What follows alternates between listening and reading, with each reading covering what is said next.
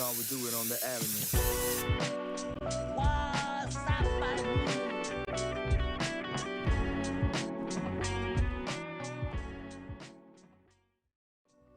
All right, welcome back to the first show of 2025. SeunevA Lifestyles presents What's Happening.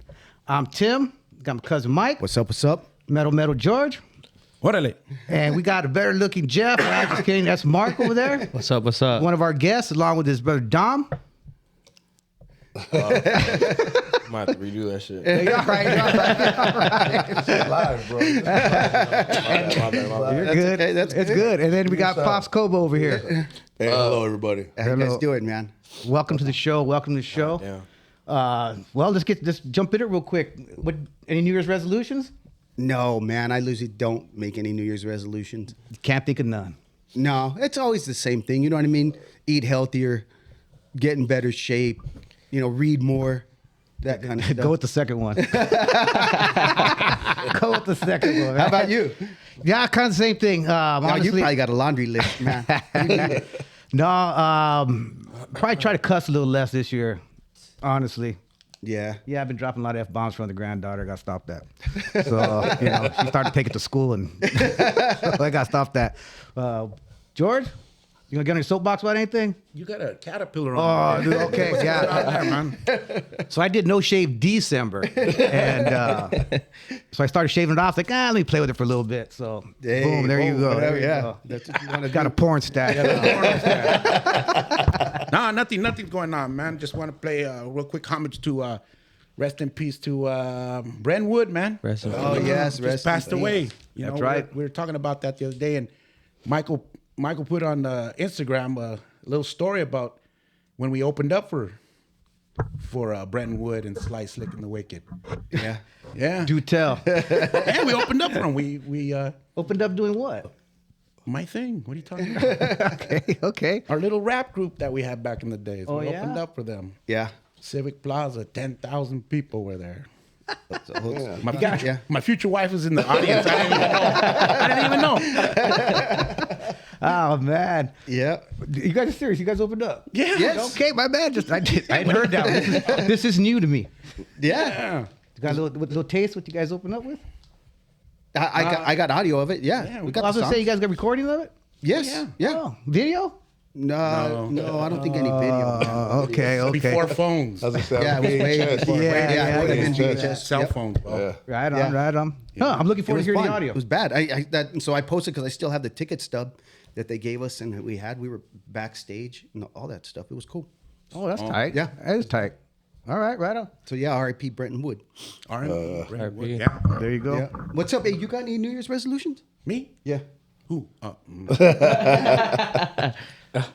Nothing really. Yeah. I don't make resolutions, like that. I just, because I used to do that. Yeah. And I never keep it. By February, it's like, I'll just go. Yeah. I mean, It's like, yeah. what's Lasts the a couple point, weeks, If I don't that's say it. it, if I don't say anything, I usually stick with it. So, Yeah. That's right. you know what I mean. How about you guys? What about you guys? I'm the same. I'm Yeah. the same, man. It's continue where I left off, man. Just try to make each year better and better. That's it. Yeah. I like that. I I like used to that. do it before, and that'd last a couple weeks. And Yeah. That's like everybody. yeah. Yeah, I think the cussing thing's gonna get tough. I ain't gonna lie. I think I'm gonna have couple to days. hop on that as well. There you go. do that quite a lot. So Yeah. gonna have to fix that. That's like if you go to the gym right now in January and February, it's packed. Yeah. They'd come March, it starts Yeah. weeding out. Third month is back to normal. Yeah, yeah, it's right back Yeah, to normal. into quarter one. About Yeah. you, Dom? Shit, just be better every day, bro. Nice. I Nice. like that. You know what I'm saying? Just every day, just get better than yesterday. So I Yeah, like that. that's the way to That's a do good it. one. That's a good one. What about the interns over here? Nothing? All right. Silence. Yeah, they're gonna be monks. Yeah. Boys, don't grow a mustache. George, you got anything for your soapbox? No, not really. I'm just kind of weirded out by your mustache right now. That's pretty much it. That's a mind of its own, man. Has a mind of its own. That's I awesome. like it though. It's cool. Yeah. It makes you look tough. I'm gonna tell you a story. Don't cuss though. Yeah. I walked into the bar the other day, and Boom, boom. the bartender, the waitress lady, she's like, "Damn, Tim," she goes, "You look tough with that mustache." And I go, "What did I look like before?" She goes, "Well, start with a P and end it with a Y." There goes your tip. No tip. No tip. Well, right on, right on. Well, we got our guest here, right? Yep. So who's gonna Cobo? You gonna be the spokesperson? Sure. All right, all right. man. Let's talk about where you're from. Just kind of walk us through the. Well, I was Your born time. and raised in the West Side, Maryville area. Right on. off of 55th and Thomas. Okay. Kind of worked my way all the way from 43rd to 35th. So then after high school, well, actually junior high, I went to Borman. Okay. Okay. Got kicked out of the Phoenix Union District. Made a bad choice. Bad choice. Then graduated at Glendale High. And the Cardinals. Yep. Okay, right from Dazzle's Doghouse. Yep. Yeah. There.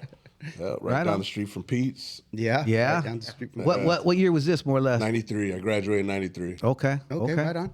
Yeah. After that, just headed to the East Valley. That's where my dad was at after my parents divorced. Okay. Just been out there since, man. So you've been out there since 93. Yeah, 93. Now we understand you have a business. Cobo Plumbing. Okay. Plumbing business. Yeah. All right. Been Throw a in plug- my own throw a for plug about in? 4 years. Nice. Yep. For about 4 years, you've Yeah. had the business. Yeah, going on 5. So, how did you originally get started in the trade?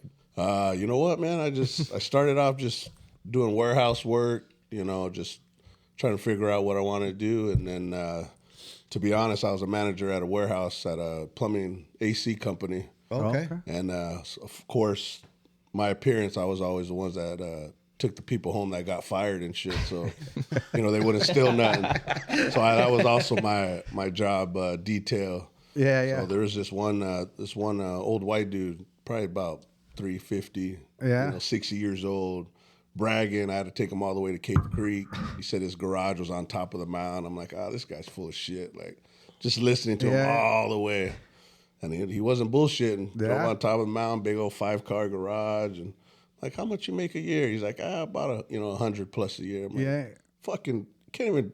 His belt loop was on the side, like he couldn't even buckle. yeah. Yeah. Couldn't even I'm squat. like, this motherfucker can't even button his pants. Like, after I dropped his ass off, I called my dispatcher and I'm like, hey, I don't give a shit, like no personal business, but this dude, does he really make? She goes, he made just the first year he was with us, he made over 100 grand. I was like, plumbing? I was like, are you kidding me? Wow. He got fired. Yeah. Oh yeah. He's just lazy as hell, dirty, Pants kept falling. Work truck probably looked like his garage, just all messy and shit. So, how did he worked independent?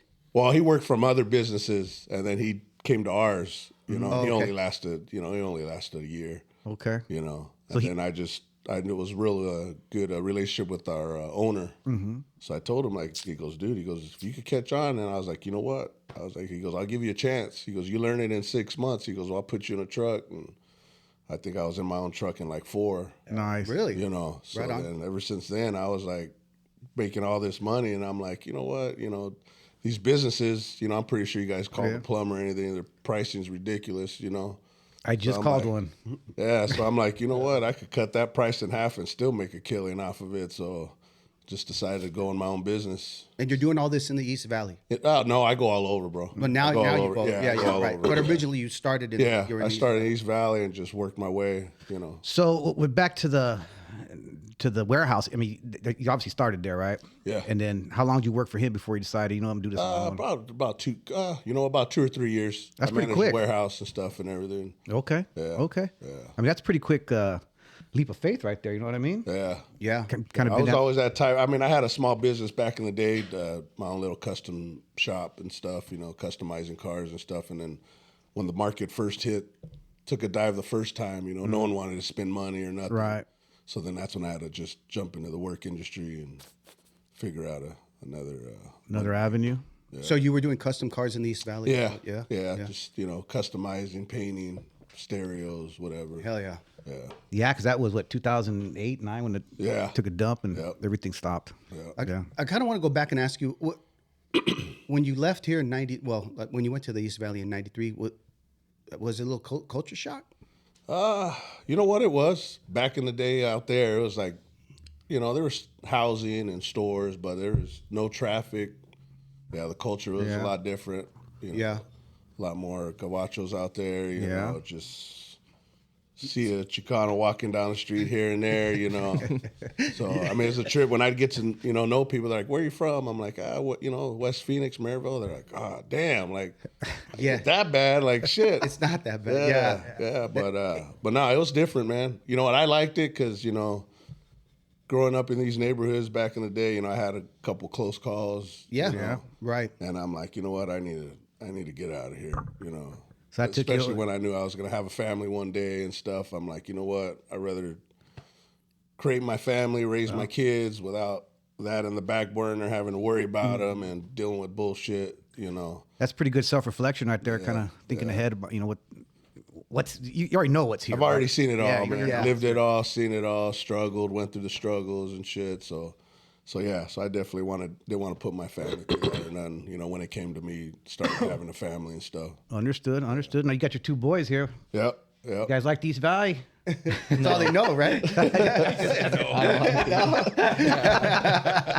It's funny. They could tell you, bro, like growing up, all my family's still out on the west side and stuff. So parties or cousins, when they'd have barbecues, I'd come out here and, I'd drive them through the neighborhood.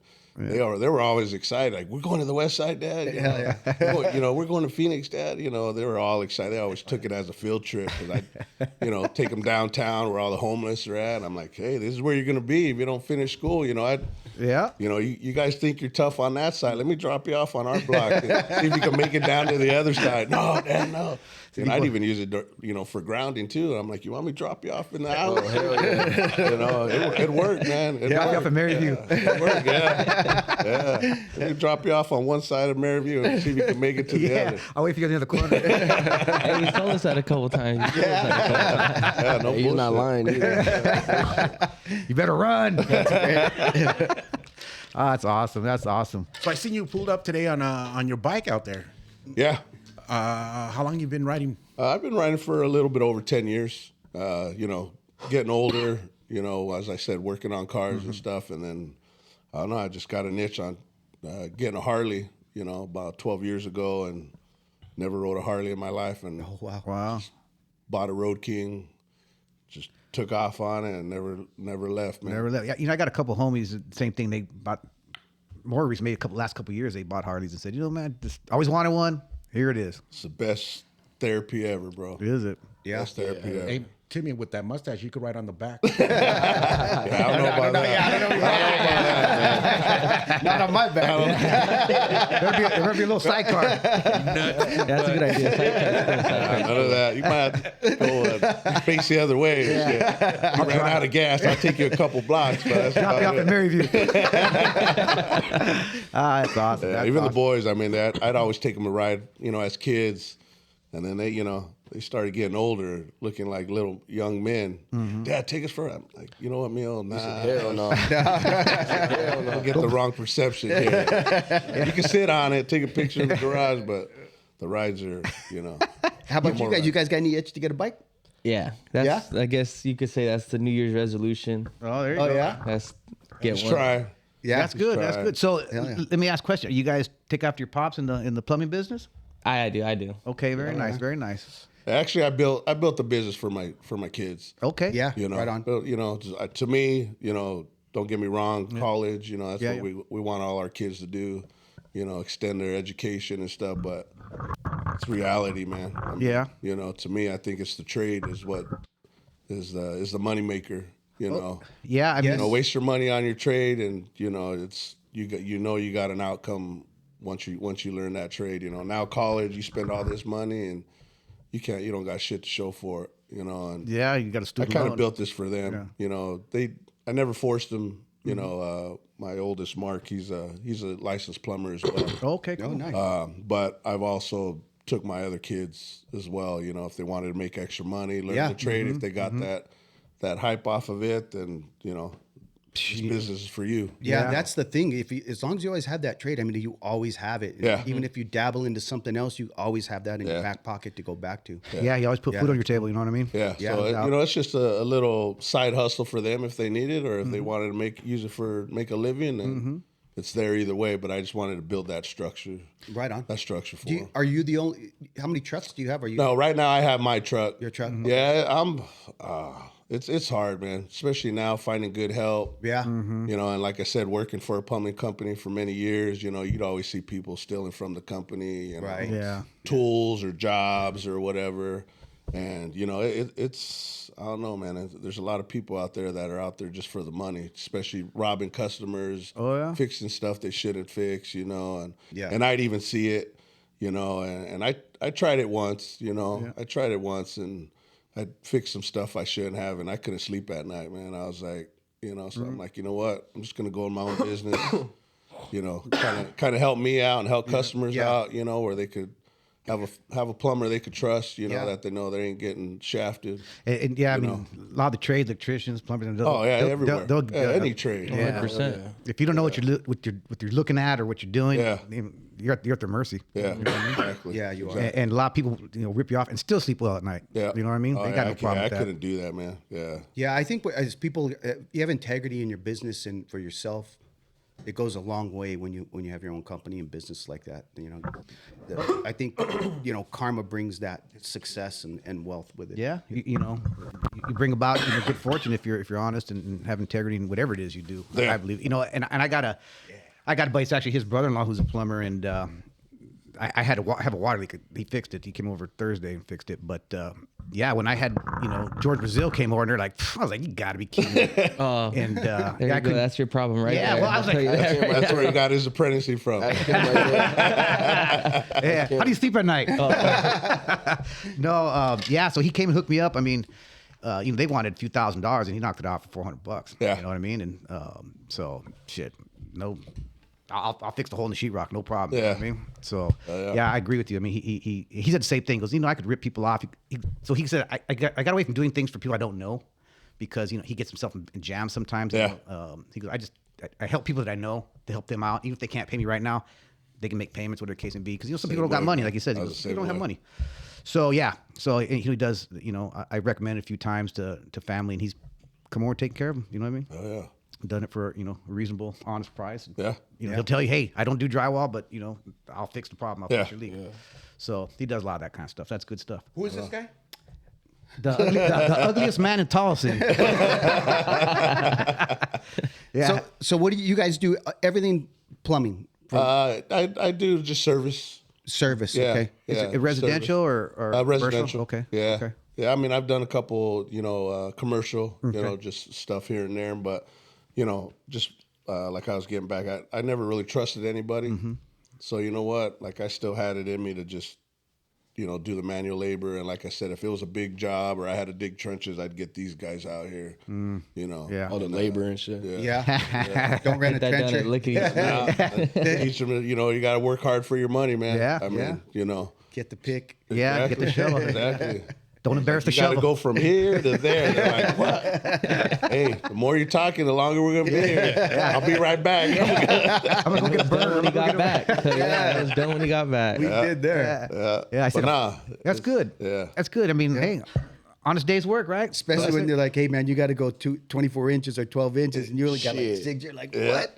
Yeah. I'll let them go at it, and then I'll give them because, these guys, especially this one, he's like me, man. We're both Leos. So Yeah. He has to learn the hard way. He thinks he knows everything. So I'm like, all right, keep digging this way. Like, he's sweating, out of gas. I'm like, you ready to have me show you an easier way? And, oh, shit, how come you didn't tell me? Well, you didn't want to. Figured it out yourself. Yeah. Using a square point. Turn the handle around. Like, you're using the handle. You're using the handle, meal. Stabbing Like, it. I was already pissed off. I had to do it in the first place. Yeah, right. Yeah. If you need money, I ain't going to give it to you. Yeah. Don't grow on trees, they say. Hell no. Yeah, don't feel bad, man. Tim's been known to drop some wheelbarrows full of concrete. Happened one time. And it was 4:30 in the morning. It was early. I heard it happen in front of your tata, dude. Happened in front of the cement truck driver. Everything, dude. Oh, shit. Bam! I was like, dude. With the tank top on. Dude, I it heard. starts to go. I was all swole up, man. Yeah, they gave him with a flat tire and shit. Yeah, he said that. He said he was a flat tire. Yeah, but dude, even the cement truck driver's like, We were in the dark trying to shovel that shit up. They set you up. They set you They up. set me up for a mighty fall. And Yeah. you know when it starts to go, That's it. Let it go. That shit ain't Let it going go. nowhere. You're gonna go right with it. No, I was spilling over the edge already. Hilarious. That is hilarious. So you earlier you mentioned that you customize vehicles. Yeah. back in the days. Your bike that you rode up on, did you customize all I that? did it, man. I Yeah? did it. I'm in a car club, so I did. I'm in Seductive Car Club. Okay. That was actually a mini truck club back in the day. I think I remember Pretty that. sure you heard of Yeah, heard yeah. of it. We all. My brother was the president back in the day. Okay. They always hung out at I think Chicken Park. Yeah. Oh yeah. Yep. Yeah, so I think once I got to my age, the mini trucks kind of faded away. Mm-hmm. So they were the sister they originated out of California. All right. So I actually got the okay to make it kind of like a car club, lowrider club. That's when the lowriders are coming back out again. Do you have a lowrider? Yeah, I have a 70 Glass House 76 Impala. I've had many. Okay. I've had many. I've always loved the Glass House. Mm-hmm. That's probably like my fourth one, but I kind of got this other one to kind of have the boys kind of build it together and stuff. So, it's primered, but it's lifted. Nice. Spokes on it already. So just a little bit working on it. That way, if they want to come work on it, cruise it, whatever. That's sick, man. You guys take advantage of that. Oh, I do. Yeah. Okay, yeah, definitely. Yeah. But yeah, and then just started having bikes, man, and then just learned to ride them, learned to work on them, and this one's a little special. Yeah. It's a beautiful bike. It's a beautiful, This one's a beautiful little bike. special, man. I lost my youngest 2022 November on his 18th birthday, and my club brothers are like, "Dude, we got to do something," And I wasn't planning on it. I literally just bought. This was my 5th Harley, Okay. and it was like a same color concept, but it was turquoise where the black is at, and all my Harleys have been black. So I'm like, you know what, I got to do something. So I kept it, with the cream white, off-white on it. But they're like, we gotta do something, So I just tore it all apart. Club brothers helped me out, and just all fell together, man. I'm not a mural guy, To me, everybody has their own taste in paint and how they customize their cars or bikes. But I'm not a mural guy because to me that picture gets old. That painting gets old or whatever it is, it gets old. So a buddy of mine that paints, Mike Isco, he's like, "Hey, you ever thought about putting a mural?" And I'm like, "Nah, I mean, I don't." He goes, "Put a picture of your son." I'm like, yeah, my son will always be in my, in my memory. And I'm like, so he kind of showed me a mock-up like they do tattoos on an iPad. He had the bags up and sent me a couple pictures. So I gave him a couple pictures and he had it all. And then I was like, holy shit. So the guy that did the murals is actually a tattoo artist. You guys probably heard of him, Trojan, out of Glendale. Oh, yeah. Yeah, so he did my murals. And once I saw it, man, it just blew my mind. Yeah. blew It's my mind. beautiful. Yeah, They're beautiful. little by little, man. I built it the way, like I said, to me, even building cars, I build my cars to ride them. I want them as clean as can be, but I'm gonna run them to I'm gonna run the shit out of them. Roll it. Yeah. Yeah. Yeah, you do all the Don't work. get me wrong, these guys that build cars or bikes, they call them trailer queens. Yeah. That's if you're gonna spend $100,000 and just have them push them in and out, by all means, must be nice to have that money, but I'm gonna enjoy it. Yeah, I'm gonna absolutely. spend that money and I'm gonna enjoy it. So, I just, I kind of this one, like I said, it hit home. I kind of built it, in memory of my son, and as my son, my youngest, he was always keeping clean. He's verbiage now that our kids say. He's like, "Dad, you always got to have a good fit. Clean fit, Dad." Yeah. So he was simple, but he was clean. So I'm like, you know what? I'm just gonna give it like a tuxedo look. Not too much. Just It does. not overboard with stuff, and do some different things that, because he was unique, man. You guys have kids, all of our kids are different. We love them all the same, but they all have their differences, their personalities. Yeah. And my oldest, they could tell you, like he was the youngest, but he was the one that kind of kept everybody in line, man. He was the one that had a bad day, or they would fucking mess with him all damn day, bro. But he was always there to take it, man. And that's kind of how I was. I was the youngest, but didn't matter if they were mad at him. If they had a bad day, he'd come on, bro, like fuck with them, just get them back in the right direction again. You know what I mean? So I put my own little different taste. Like it's an '09, and I just have 20-inch ape hangers on them, air ride. And I just added a suicide shifter. That is clean. So you kind of see those on choppers, bobbers. Yeah. But again, that's my son. My son's different. So I just wanted to kind of, put something on it different than, what you normally see. So my bike has a story, and I ride it every day. I've gone to, they're called fishtail shows, Fishtail Magazine. They usually go all over California mainly. And I've already been to the last two, and people in California trip out on it. Like, you ride this every day? I'm like, hell yeah. Like, yeah, I was gonna say, buy it. I didn't do all this work that I would just sit in the garage. I mean, that thing is clean. I mean, I would imagine you didn't drive it every day, honestly. Yeah, it would. To be honest, man, I wish I could give everybody all the credit. And it's hard, but people know out there, the ones that have helped me. And I've told them already. Like, I couldn't have done it without him. Yeah. It was definitely a blessing to. He follows me wherever I go. I just did another YouTube interview. Big Bob. He does interviews with bike builders, mainly out of California. And I met him out in California when I was at a show, and we connected. And he's like, "Dude, I want to do a story," and it was pretty amazing, man. Is it out yet? Yeah, it's okay. out. Yeah, Check it out. Yeah, we just did it at in November. My son's second year softball tournament we put on. It was a little different how he did it. He actually stayed the night it was all meant to be, man. Right. He was on his way to my house on a Friday, and I was like, we'll just have a barbecue in the front yard. Yeah, Even I'm out in the East Valley, all these Navachos have their barbecues in the backyard. Fuck no. I shut the whole cul-de-sac down and bring it to the front yard. Yeah. Do you have one of the jumpy things? Yeah. Brought all the bikes, blocked the cul-de-sac off, but halfway down, he's like, man, I'm sorry. He's like, I'm not going to make it. And I'm like, you know what, man, it's all good. Like, he goes, I lost my wallet. Like, I was literally because he was going to originally stay at a hotel by my house. Okay. So he goes, the hotel said, hey, go ahead and reserve it. So I'm driving, trying to get my wallet. He goes, my card's not in there. He goes, I'm looking. He goes, either he left his card or his wallet at home. He goes, dude, I got to turn around. I can't do nothing without no money. So he drove about 3 hours away back to California, and then he got home, and he's like, you know what, I can't reschedule, man. I gotta have something tells me, like, even my wife told me, like, no, you gotta turn around and go back. So he's like, dude, I'm on my way. We're gonna start it off late. And I was like, you know what, bro, you can stay at the house. Oh, nice. You stay at the house. No reason to get a hotel just to sleep in. He goes, really? I'm like, dude, we'll fucking stay up all night. The next day was our tournament.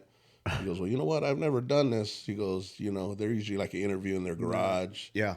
But we ended up spending all night barbecuing, drinking, did our interview like about 1 a.m. Dang. Oh, wow. And then he followed us to our softball tournament and did more footage at the softball tournament, interviewing other, softball players, my kids, the boy's mom. Nice. Nice. So it was all a good turnout, man. And it's kind of funny because didn't realize we kind of look alike.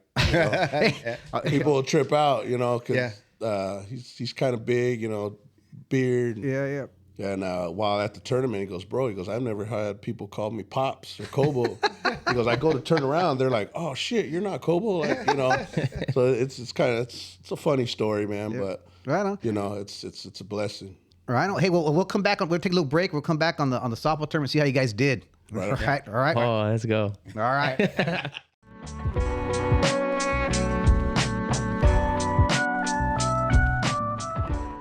All right, we are back. We pick up with the softball tournament. You and your twin brother there, the Bash brothers. Yeah. So, like I said, this is our second annual. Mm-hmm. We kind of do it around, my son's birthday. That I lost in 2022. Mm-hmm. The reason why we have this softball tournament is I started a foundation. Okay. Gun violence against gun violence. Okay. Because it's it's a crazy world out here, man. It's not like back in the day, you know. I remember me and my brothers, we'd be doing homework and get a knock at the door and say, you know, hey, this dude wants to fight your brother. Shit, okay, like, you know. Yeah. But then, to me, I think that's where we got a lot of our friends from, you know, by throwing blows at the end of the day, shake their hand, help them up. Win some, you lose some. Yeah, Yep. you know, just take your beating, you know. But now it's I don't know, man. People don't even give that a chance. You know, it's like real quick thinking the solution is pulling out a gun, you know. They do. It's something I had to do, man. Like Okay. I said, you know, like I was telling earlier, my son was.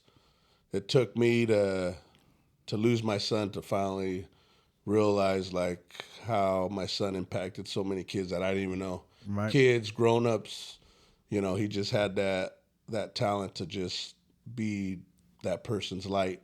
You know, it could be just one conversation, man, and they would always remember him. So it's you know, I kind of had to change my ways, how I looked at life. And, I mean, I wasn't an asshole, but, you know, I would always just stick to myself, you know. And my son would talk to anybody, man. Right. And get to know him regardless. So it's like, you know, I got to continue on with his legacy and share his love, you know, like he did. So just something I had to do, man, to start a foundation to, you know, just gun violence against You may have mentioned kids. it earlier. Your son's name is? Stephen Jacobo, yeah. Okay. Yeah, and the foundation is SBJ Foundation or Stephen Benito Cobo Foundation. Which is the shirts you guys are wearing. Yep. Those Very are the nice. shirts. So the softball tournament, where's it at? And how, you know, We have it at different parks, man. Okay. Yeah, we have it at well, we've had it at the same two parks, but it all depends. okay. And so how would somebody find it? They had a team wanted. Yeah, we put it all over social Okay. media. Yeah, I still play a lot of softball. Okay. So you know, my boys play tournament softball as well. So we get it out there. We have our own little group that everybody. I mean, a lot of the community has really stepped forward to get the word out there and you know support as well. But this year, Big Bob went out there, and it's our second annual. It turned out good. Good. You know, this is last year. I mean, last year again, both years have been good, but this year was a little special. I was able to put my own team in, and my boys got their own team with guys they played with. And, Nice. You know, we were able to play each other. Who won? We won. The young guys beat the You know, older you didn't even give me a chance. Did you run rule them? Oh, we did. Nah, but it was said hell I thought I'll be honest. I thought we were gonna kick the shit out of them. Not so fast, man. No. Yeah, sometimes you can't underestimate the younger cats. Yeah. But at the end, I told him, "You talk all the shit you want. Guess who taught you? Goddamn, your mom Still didn't has teach you. that, man. Your mom Yeah. didn't teach you." Hey, get your ass home. But it was a blast, man. It was a blast. I grew up. I mean, my kids grew up. I coached them all through baseball, Nice. all the way through junior high. All three of them. Very nice. You know, so I was always busy. You know, baseball practice all week, baseball games all weekend Yeah. for 15 years. Yeah. You know, so, And that's a time commitment in of itself. yeah. And I told the boys' mom because I've been divorced for about 10 years, but we've always been a close family. You know, Yeah. we're still able. Me and their mom still have a good friendship. Good. You know, so she helps out. She's part of the foundation as well. Nice. But I sat and told her because this year's tournament they made it to the championship, and I told her, I go, you know what's fucking crazy? I was like, you know, all these years I never had a chance to sit and literally watch my kids play. Yeah, you know, that's great. 'Cause there'd be a couple times where I'm like, I'm done coaching. Like I want to sit and watch my kids, and Yeah. you know, first practice. Who the fuck's this guy? Don't know shit. You know what you're gonna do? And I'm like, hey, bro, you need help? And then all of a sudden, I'm fucking coaching right and back. shit. Yeah. So I'm like, you know, to sit and watch. I think I was able to watch 2 games at that tournament. Watch them fucking have a blast, you know, and to have fun and the best thing is to see my sons have a fucking good time. Yep. Yeah. You know, knowing that they're in pain, but to have fun with everybody and enjoy, you know, being with each other, it was a sight to see. Go ahead. I was going to ask, is there a particular relation or reason why you named the foundation after Stephen? Because shit, he's touched so many lives, man. Yeah. It's it's an amazing feeling when I go to a store and they'll catch me, you know, because of my beard and what I look like. Right. You know, they'll look at me and they're like, especially kids, you know, they'll look at me and their jaws will drop. They're like, oh my gosh, you're Steven's dad, you know, or adults like, oh, you know, you're Steven's dad. Like he, you know, tell me a story. Oh, you know, he worked at Little Caesars back in the day. You know, he's just a respectful gentleman. You know, he helped me do the car with whatever, you know. So all my boys are respectful, you know. Yeah. And, you know, it's just hearing stories, you know. So it's like I have to keep the foundation named after him. Are you open to tell us what happened to Steven? Yeah, no problem. November of 2022. I'll try to tell it as fast as possible. Take your time. His birthday's on November 5th. His 18th birthday. We all had a barbecue, and towards the end, I mean, we're still having, you know, everybody was still there, and he's like, "Dad, I want to go hang out, you know, with my friends." Yeah. And I'm like, you know, we're still chilling, you know. And my boys all till this day love barbecues, just chilling, and you know, all my boys are different. One thing about my son Steven is. He's been a straight A student, right out of kindergarten, you know, till, you know, the end of his senior year. And like I said, he had a talent of learning music. Didn't matter what kind it was. Didn't matter, like back in the day when kids would watch cartoons, how it'd always be the same commercials. Once he knew how to talk, he'd watch cartoons, you know, listen to a song on a commercial, and by the time it repeated, he'd know the whole fucking word. You know, so he loved music.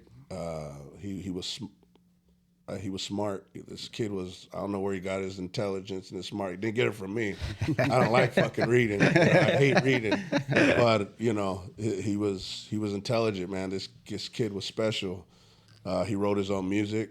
He loved every genre of music from 40s to Mexican, and he didn't even know a lick of Spanish, bro. He would sing in Spanish and sound amazing. Really? And didn't know Spanish. Taught himself how to play guitar. Wow. My club brothers bought him a full DJ setup at the age of 12. He was DJing. Wow. At the age of 12. You know, he just loved music, man. And it's just, you know, I couldn't tell him no. Right. You know, if it was my other two, I would have said, nah, keep your ass at home, you know. Nah, you're going to stay with family, you know. But I'm like, shit, you know, he's never really wanted to go out or do things, you know. So I was like, nah, go ahead. You know, and my kids already know, like, we have that type of relationship where, you know what, you're going to make mistakes, but don't let me find out from somebody else that you make them. You know, if you get yourself in a bind, call me up. We'll deal with it after the fact. Yeah. But, you know, don't stay there. Get the hell out, you know. You know, I have two sons myself, and I've always told them, you're going to if you get yourself in trouble, the worst thing you can do is lie to me about what happened. Exactly. Because I'll be there to defend you to the end. Oh, yeah. As long as you tell me the truth. And if it's something that you committed or did something, I'll be there hand in hand with you. But you have to tell me the truth. Exactly. Yeah. And that's, so I'm like, you know what, I'm good. Like, you know, I let them go. And, you know, it hits me even harder because my family, we're pretty tight. Hug each other. I love you. Goodbye before they leave, you know. And this was one day where he knew I was a little disappointed, so he just got up and left. Never told me bye. Never told me.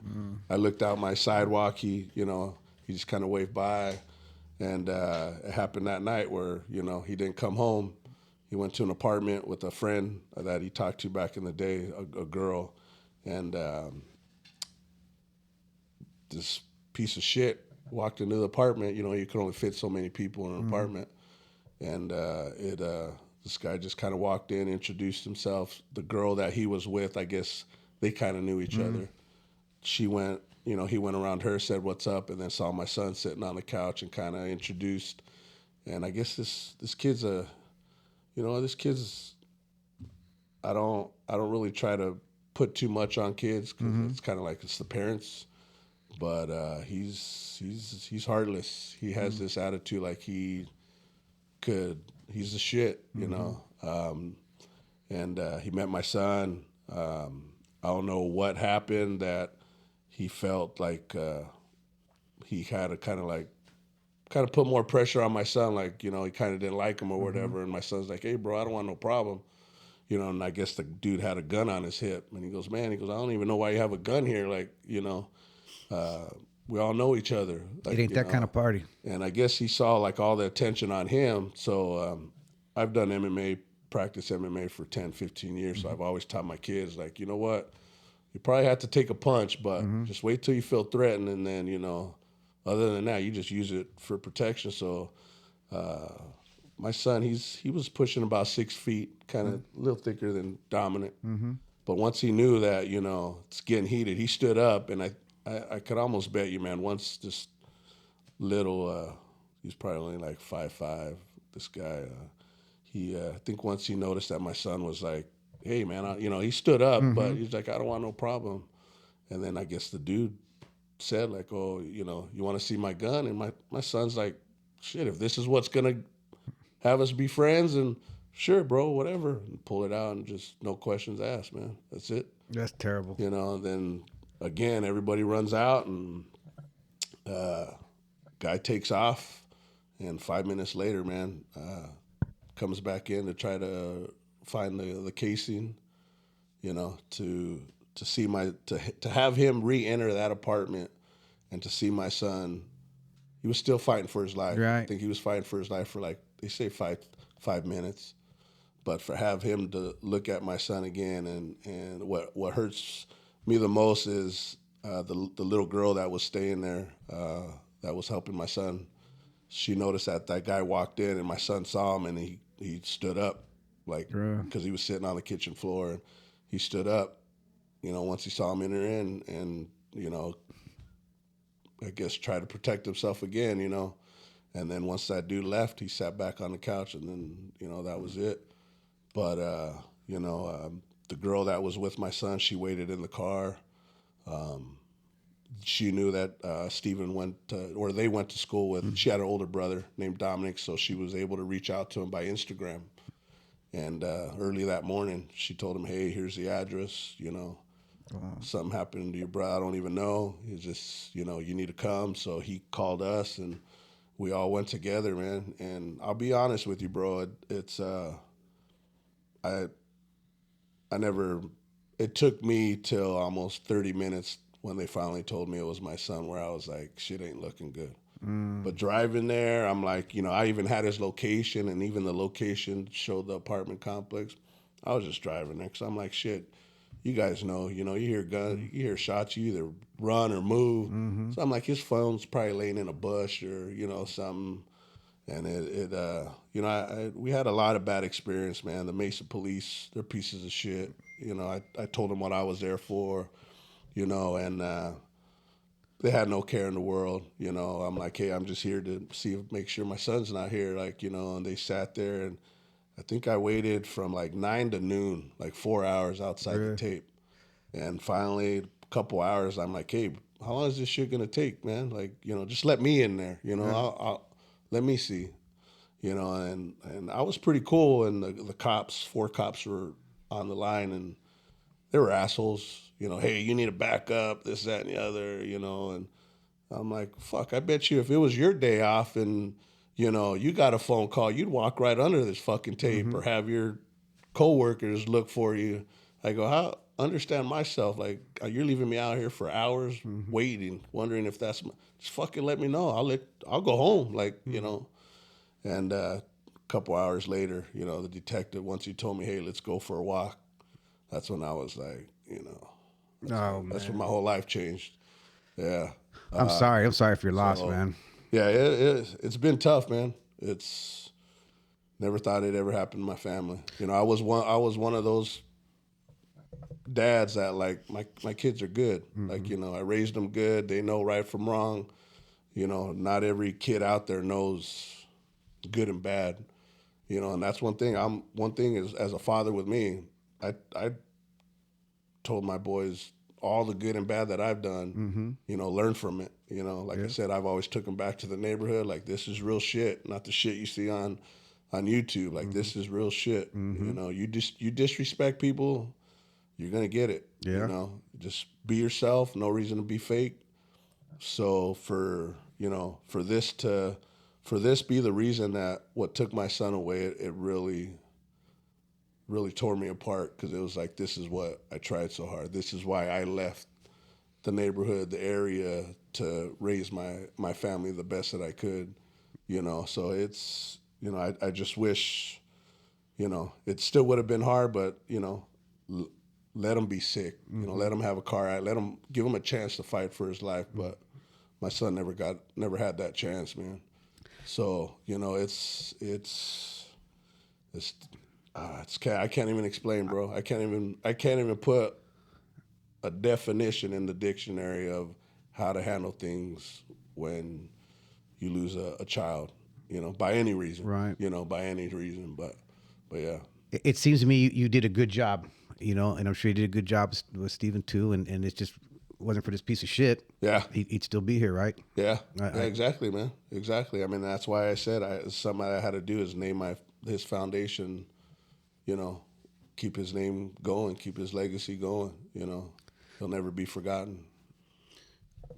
Yeah, that's terrible. That's heart wrenching. I'm sorry for you guys lost a brother, man. I mean, that's deep. That ain't no bullshit. You know what I mean? That's real. And that's something that I had to do, man. I mean, if I was my old self, say the hell with everybody, you know, deal with it. But that's not what my son would do, you know. So I kind of had to look at life different, you know. And I'm like, if I could save a family's life, if I could open a family's eyes to just, you know, teach them like, hey, this is reality. Like, this shit could happen to anybody.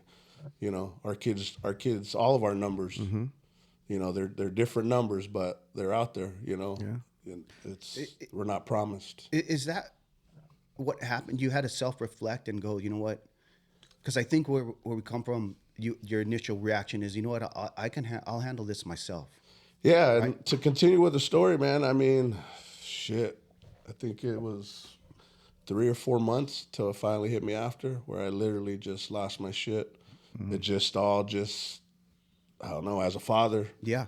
you know, we got to protect, we got to keep moving, you know, and the boy's mom, you know, I literally had to call her up, tell her, hey, you need to come here. You know, her and her boyfriend came, and I just didn't know how to tell her, like, you know, what's going on? You know, she sees all these cops, and, you know, for me to have to tell the boy's mom, you know. So I don't know. I was numb for a while, man. It's just like, I got to take care of my family. You know, she looked me straight in the eye. She goes, I can't do this. Like, you know, you need my cousin Frankie, that grew up in the neighborhood, he has 6 kids. He's already lost 2.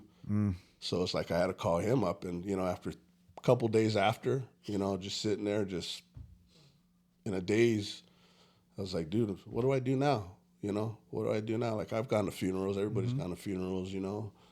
And he's like, to me, I had to see my son before anything, you know, and that's another thing.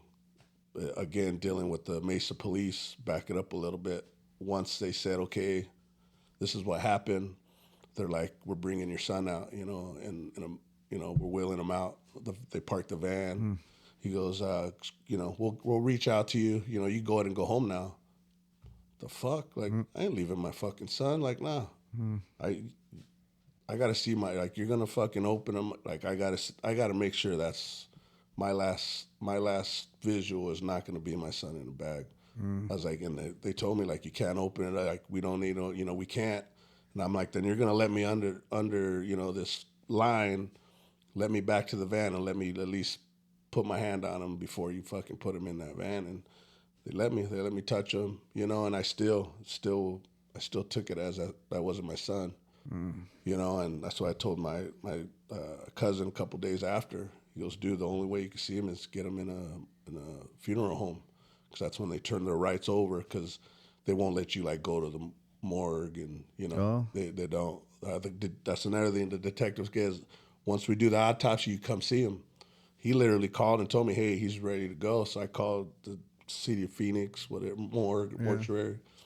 And they're like, no, the public can't come here. I'm like, my fucking detective told me. So he's like, no, we don't let anybody. And they told me the same thing. You got to sign them over to a mortuary. So I called the first one up and, you know, told him, I'll sign over. I'll use your service. You let me know when I can see my son. She goes, you sign this paperwork. She goes, you can see him within 30 minutes that I get him. And I told him, don't touch him. Don't, whatever you guys start the process, no. And I even had to sign paperwork so I wouldn't sue him or whatever, just in case I saw something. And I sat with them for like 4 or 5 hours, Wow. and he looked amazing. He looked amazing. But it's something I had to do, man. Everybody, what I've learned that everybody deals with grief different. Yeah. Boy's mom handles it totally different. She don't want to hear about it. My boys all handle it different. But that's something with me is I had to know details. Like I said earlier, I hate fucking reading. Yeah. I hate reading, and unfortunately, my first book that I've ever read from beginning to end was my son's police report, 450 pages that I just had to know everything, and I just have to know everything, and one thing that's gonna trip out, man, is people say, people know when their time's up. It's like when I ride a Harley or anything, I always tell my boys, if something don't feel right, get the fuck out of here. Right. Or if something don't feel right, don't do it. Especially if you're with your friends, and if you got to think about if this is right or wrong, it's fucking wrong. Yep. Yeah. Trust your punch, man. Yeah. And just like with me when I'm riding, if I don't have that excitement of opening the garage and jumping on, I won't fucking go. Like if I'm like, I don't really want it, I won't fucking ride it, And I while I was sitting there with my son, I would just tell him, like, Neil, did you fucking know? Like, did you have any fucking idea? Were you scared? Like, to, I don't know, I've had guns pointed at me, I've been shot at, I've been blessed to be standing here till, today. But, I was just, give me a sign. And what's tripped out, bro, is I was sitting with him for 4.5 hours, 5 hours, and I don't know if I told you guys this, but I look at him, and his fucking eyes are like watering. Like he has beads of water at his eyelashes. And then all of a sudden, fucking tears start coming. And I'm like, what the fuck? Like, use my bandana, because I always carry a black bandana, and just used it to wipe them, and just tripping out. And then the lady comes and checks on me. She's like, we're getting ready to close. And I go, did you do anything? Like, and she's like, well, what do you mean? And just like a baby after they cry, that, it gets dried up. I go, look at my son. And she goes, I've been doing this for 20 years. She goes, I have never seen that. She goes, I promise. She goes, I'm the one that prepped. She goes, I gave him a sponge back because he had a little blood and shit on him.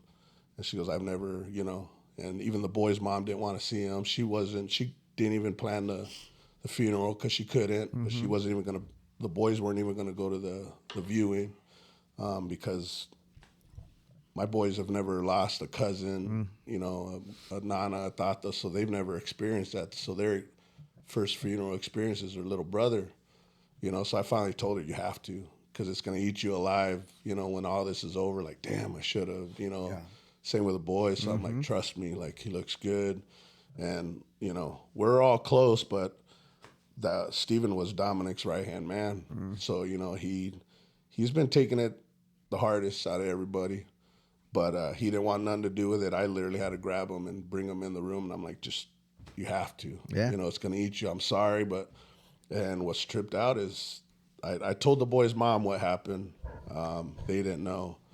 And Dominic's with Steven, and we're sitting in the back of the room, and he fucking starts crying again. And Dominic's like tripping out, can't even talk. And I showed her mom, I'm like, look, and it's, we found out a month after one of his friends texted him happy birthday that morning. And like I said, he couldn't wait. As soon as he turned 16, bro, he started working, bought himself his own Chrysler 300, like no help, nothing, bro. And for her to say, like, you got to read this text, like, say happy birthday, good morning. He's like, I don't even want it to be my birthday. Like, something tells me, like, I don't even, like, I'm reading the text messages from him. And he's like, you know what? I just want to go back to sleep. Like, something don't seem right today. Like, today does not seem like my birthday. And I'm like, he fucking knew her. Like, he fucking knew. They know how I am. We're real open. And, I'll help them think. If they're telling me what they're feeling, I'll help them out. So if my son would have ever fucking told me like, Dad, this don't, he kind of went along with it when he woke up, came out, hey, he kind of went along with it. But if I would have known that, I would have never, but they say when your time has come, you can't escape it. You know what I mean? So I had to do all the planning, which I told the boys' mom, I'll do it. She offered her family's help, and I'm like, nah, if anybody's going to put my son to rest, it's going to be me, So I went through all that, did all that, and I'd probably say about 2 or 3 months is just, I finally had to just let everything go, man. And, that day, ever since then, it took a part of me with me, man. I bet. And I haven't been right since. Speaking of my business, I'm a Harley dealer now with Superstition Harley. Okay. I still have my business, but I just don't have that energy, that hype of just to run my business, right. So I still have it going, we still run it, but I just need to get out of the house, work with people, so I'm doing that as well just to keep me busy, keeping me going, man, keeping my mind busy. Yeah. You have to. I mean, that's a huge blow. I mean, yeah. I can't imagine again. I'm sorry. Yeah, no. Yeah, it's, huh? Gotta go to break. Okay. Hey, appreciate it. We're gonna take another little break, catch our breath, and be right back. Okay. All right, man. All right.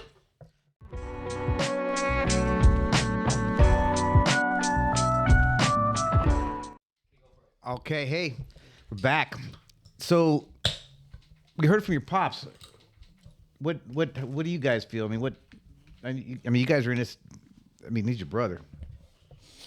Yeah, I mean, it's definitely, well, it's kind of crazy for me too, because my best friend, R.I.P. Xavier Rodriguez, I didn't really do good in school. I mean, my one plan was I was going to play ball and I was set. That's all I cared about. I mean, thanks to my pops, that kind of after kind of was like, oh, I don't know what I was going to do. So I got into plumbing, but I met this guy because I went to Perry High School.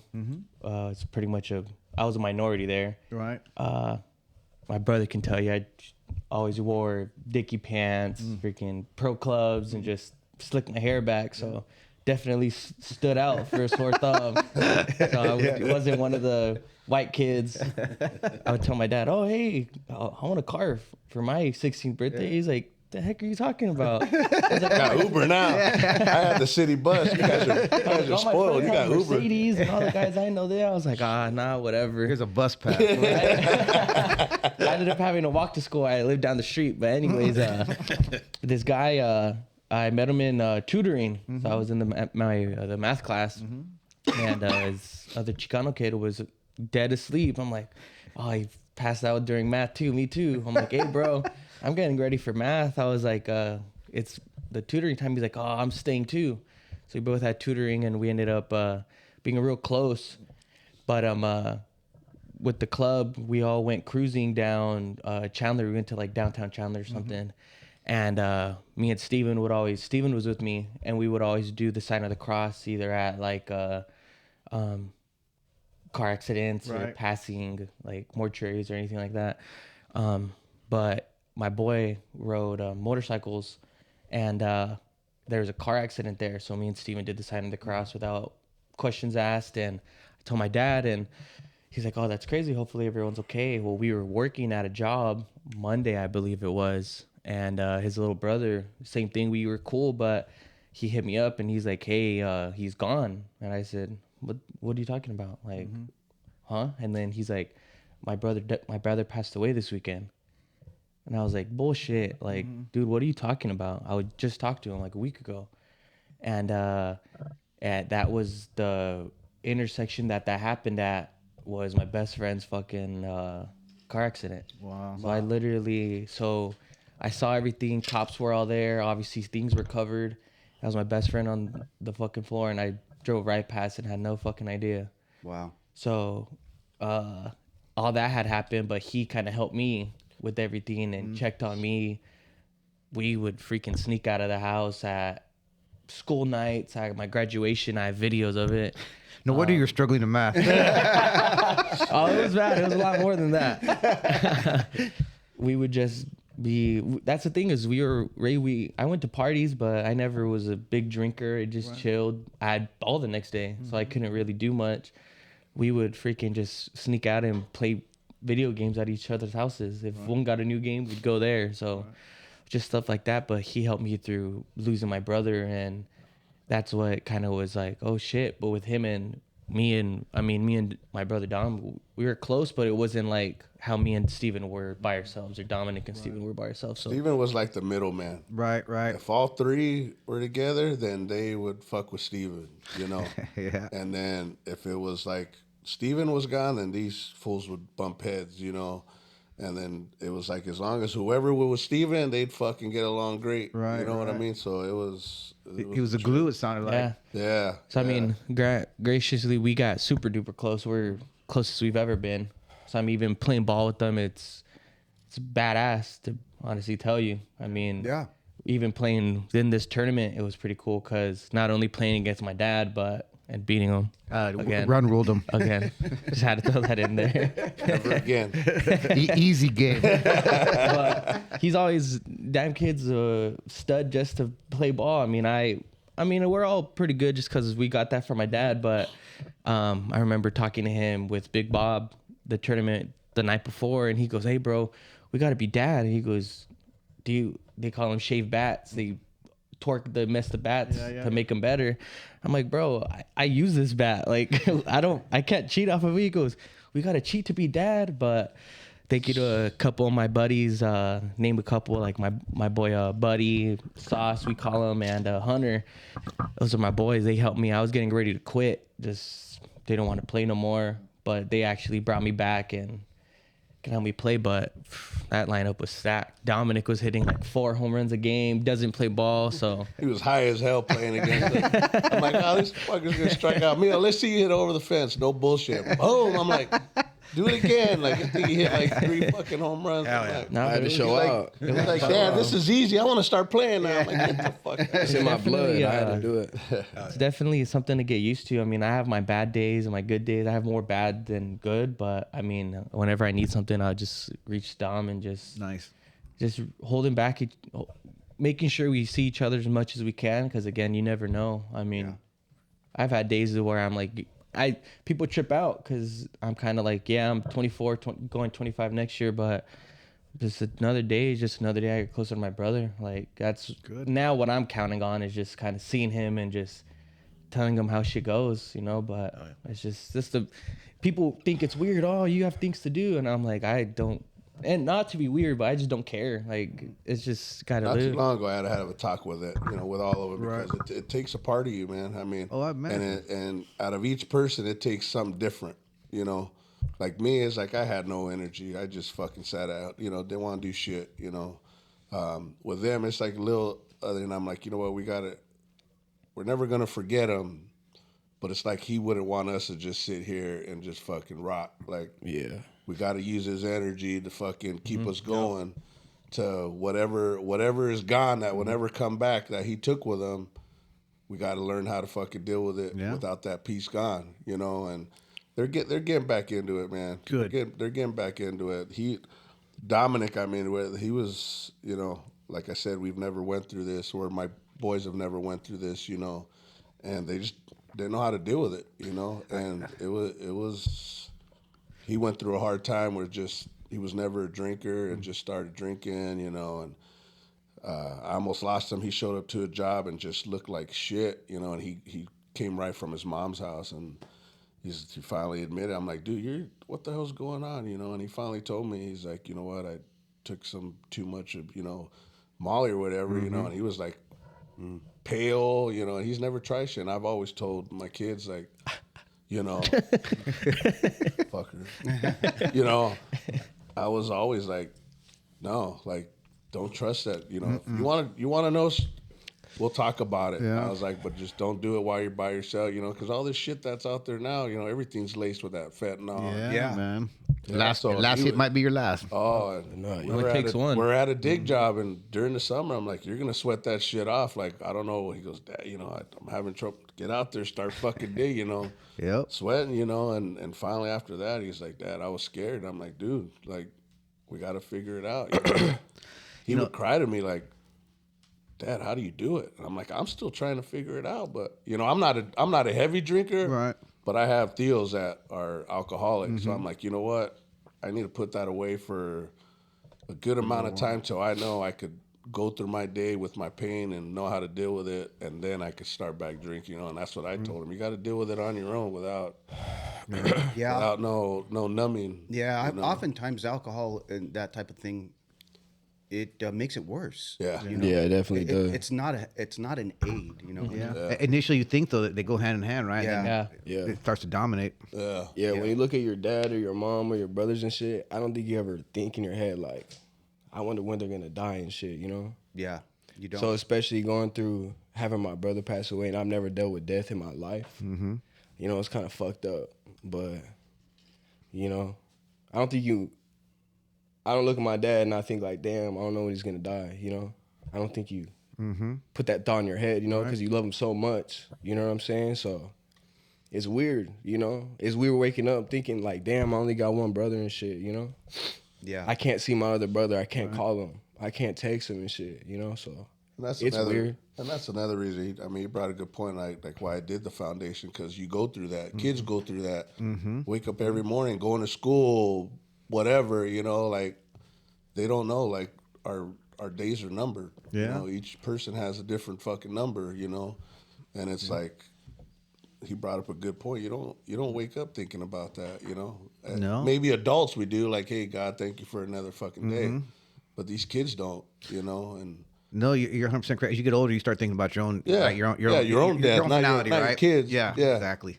And everybody processes it different. Yeah. Yeah. It takes time, more time for others, and there is no right or wrong. It's just how it is. Yeah, And that's what I do. I just put how I deal with it. Everybody else deals with it, but at least they know like it's reality. Like, yeah. because you're listening to one person that thought I would never be dealing with what I'm dealing with now. Yeah. You know what I mean? Yeah. Well, I commend you as a father, man, because you recognize that you allowed your boys to handle it the way they handle it, the mom handle it the way she handles it, and then you knowing that you handle it your way. But some people are not open, like, or have that, are not able to see that hey, I got to allow these guys to grieve in their own way, and I'm going to take a step back. Yeah. Be there for them when I can. So I really commend you on that, man, because I think there's a lot of people that don't do that, and that's awesome. And I mean, that to you me, we recognize have that. to. I mean, it's I don't know. It's I guess it's something that I was taught as a kid. I mean, I wasn't close with my parents, so I kind of learned even as a kid, running the streets by myself, and kind of. That's one thing that I was blessed with is I was never a follower. I would see shit on kinds of, on the streets, and I'm like, nah, I never want to do that, or I'm gonna use this to my advantage, and so I'm glad I was given that talent to just learn right from wrong. Yeah, I mean, and it goes beyond that. You recognize this guy that couldn't put his pants up, right? He became a plumber, and you did business, the cars, the bike. I mean, that's in you. Yeah. It's definitely in you. And then, I mean, just so you guys know, like I've done many interviews and a couple podcasts, but like on the news and stuff. And this kid would want nothing to do with it, man. Nothing. Once news stations would come, he's like, "Dad, I'm out of here." Or people would fucking ask him questions. He just didn't want to deal with it. So this is a blessing to be here, to have him here, to sit here with you guys, because this is the first time he's ever been able to sit down and even hear it. Right. Well, Yeah. Dom. Thank you, Dom. Yeah, we're honored that you Thank that you you're guys, doing that, bro. man. And This shit helps. To talk about it, I think it helps, man.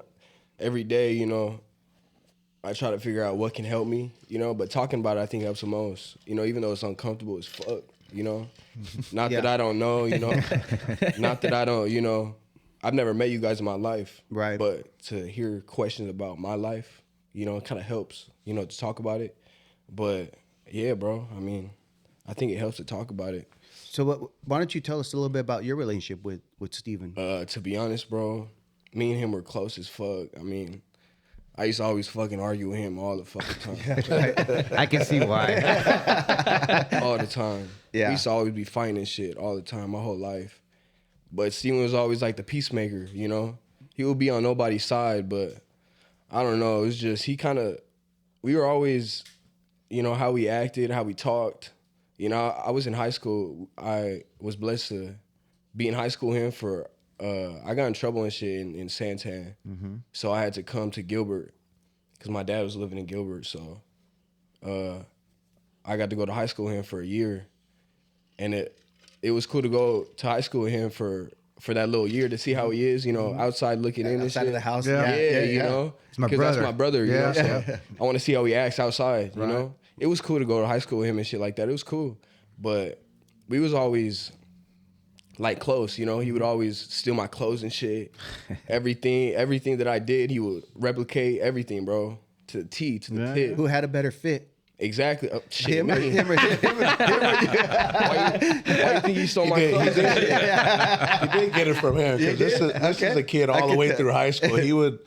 It wasn't just the first. You know, your first day of school, you'd have it all laid out. Yeah, the weak plan. Yeah, I could appreciate every that. day, bro. I could appreciate through that. elementary school, through fucking Nice. high, all the way till high school. I sleep next to my clothes and He'd shit. lay it on the floor, and I'm like, this looks like a fucking dead body outline. Like, you know, he would do that all the time. And I couldn't wait to get up and shit. Yeah. Steven was like, he caught it from him, you know. Did he? As elementary, you know, Steven was my only lefty, you Yeah. know, so he loved baseball. Like all my kids, they always, you know, Right. just go outside, stay busy, you know. Yeah. So he was always just a dirty little chunky Mexican kid. Nice. That did his shit, you know. So in that year, They would always make fun of him because he was always the chunky one out of all of them. Yeah. And I would always tell my youngest, like, Mel, don't let him fuck, like, Yeah. fuck him up. Give like, it back. you know, trust me, I was the little short, chunky one, but, you know, my brothers were all 5 years apart. Yeah. So, you know, when we started having kids, I wanted them closer, so they're 2 years apart. Nice. Nice. But I'm like, fucking tear him up, you know? Yeah. And he started growing and thinning out, and then he started had Different the upper ball hand. game, So. yeah. Dom, you need to buy bigger shirts. Right? Yeah. So did you ever see him at school and be like, "Hey, fool, you're wearing my shirt"? All the fucking time. All the fucking time. I would have his homegirls come up to me like, hey, Steven's wearing your shirt again. I'm like, Stitch him off. tell him to fucking come here right now. He would be at lunch and shit, and I'd be fucking sneak out of class just to yell at his ass and shit. Tell him to switch me shirts and shit. That's Now, awesome. and now guess who does that shit? Yeah, he does that shit. Oh, yeah? He does that shit. They're lying. I'll come home like, where the fuck my slippers go? He'll come through the door. Hey, what's up, Dad? How you doing? I'm like, oh, those fucking slippers look nice. Like, oh, I forgot to take them off. Yeah, I found half of my freaking. I wear a lot of Dixon socks. Yeah. So I'll do my laundry and I'm like, half of my shit's missing. So then I did his laundry and I'm like, hey, want me to do your laundry? He's like, yeah, I put it from the washer to dryer. Oh, this is where all my damn Dixon socks are. Got a hole in them. Yeah, socks, No, they better socks to the not. golden ticket with them. For sure. Yeah. Nah, but yeah, bro, we were just close all in general, you know? Yeah. I would always bring it with me when I go kick with my friends and shit. They all fucked with him because he would act just like me, bro. So I never looked at him like my little brother, you know? Right He was on. always close as fuck, you know? Anything I did, he fucked with, you know?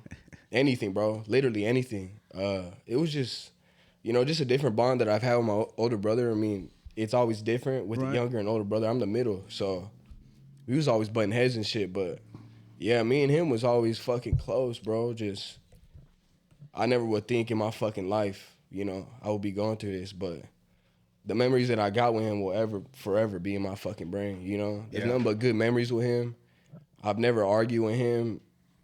Except when you took your shit. Yeah, exactly, bro. You just spilled the tea for real. Like, really, like, I never really had a moment where I was, like, genuinely fucking pissed at him or anything like that. It was always on a good page, you know? We just always was on the same shit, bro. Just, And that's the thing with all of them. They would all, you know, pretty sure your kids bump heads. I Oh, hate yeah. you know, or That's what brothers do, man. you're not my friend, but at the end of the day, man, they always gave each other goodnight hugs, you know, or would always, at the end of the day, would just know that they're, their brother. Yep. You know? And that's the thing. They've all played baseball together, and it's like, one would fucking do a good play. How did you see? I could do better than that. I'm like, fuck, at least give him some good job or something. He sucks. You suck. And I'm like, that's all you hear. Till this day, bro. Till this day, they still compete against each other. We're getting better. We're getting better. Yeah, till this day. Bullshit. Bullshit. I got 3 brothers, man, and shit, we're old now, but we still every once in a while, man. Oh, yeah. Kick a punt of football. Oh, that's shanked it. And if you know what I mean? It doesn't matter what they're doing. They could be their old ladies or whatever. Like it could be anything. They still have that competitiveness against That's good. each other. Yeah. That's good. They're brothers, man. They're supposed to. You know what I mean? Keeps it alive. Keeps it alive, and then Keeps it fun. End of the day, love each other and give each other a hug. Exactly. And good Yeah, night. You know what I mean? man. No, Exactly. that's awesome. That's awesome. Nah, but hell yeah, we used to always just talk about if one of us died or anything like that, So we'd always have conversations like, dude, when do you think you're gonna die? Like, how do you think you're gonna die? So we would always have deep conversations and shit like that. So we would always, talk about the same shit. So I know he's good, but it just fucked up how, you don't really think about it like that, especially someone that's younger than you or, out of anybody, I think I would be the one to fuck up or do some shit where I would be, in that position. But, it's better just to think that we already had that conversation before anything fucking happened. So I know his mental is right where mine was, So we touched base on this on the topic about what's gonna happen or how it's gonna happen or, what's gonna happen after you die, shit like that. So I know his mental is good, I know we think about the same shit, So I already had that conversation with him about, So I know it's straight, but it just fucked up how everything went down, bro. It doesn't run through your mind how it doesn't go in your thought like that's gonna happen to my brother or something like that. No, I mean, how could you? You know what I mean? And so now you guys are seeking justice for the person, for your brother, right? You guys are seeking- Yep. And let me tell you, it's been a roller coaster, man. Yeah. I mean, and anybody out there that is listening to this, hopefully they could, be on that same page with me. It's definitely the system is crooked. It's crooked. I have learned through this whole process that the system we have that's supposed to be protecting us, and even the prosecuting attorneys will tell you it's more to support the defendant. When I first had my interview with the prosecuting attorney, that's the first thing came out of his mouth is like, we're not here for you.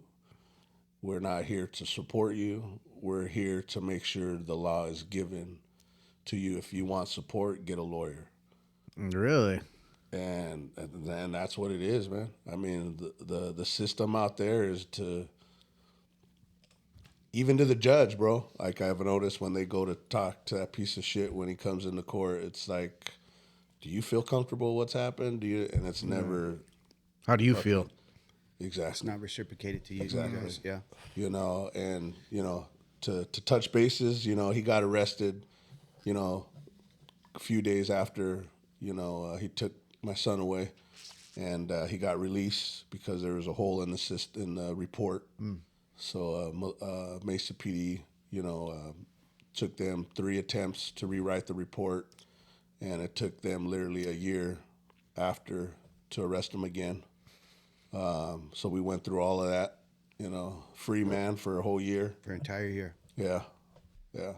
Yeah, I think you said he was even coming from Vegas and shit. Yeah, he went out to Vegas, and they never found the gun. They never, so pretty much that's where he went to. And it's crazy, bro, because I have a cousin that just recently got released probably about 3 years ago, doing 25 years. And he was a heroin addict. And he went to a fucking drug house, and bought some heroin. And he was just a heroin addict. Right, He wasn't a troublemaker. And the dude even told him, hey, you want to get your fix here? He's like, yeah. So while he was getting ready to get his fix, 2 dudes followed him in, and they killed the dealer, took his money, and I guess he had cameras in the house, so my cousin took off, and they had him on camera. They caught him, somebody caught him running. Right. And just because he was in there, he did 25 years. Wow. First time offense. So there was a driver that was with my son's killer. No charges. They couldn't do nothing. They Isn't that accessory? Yes.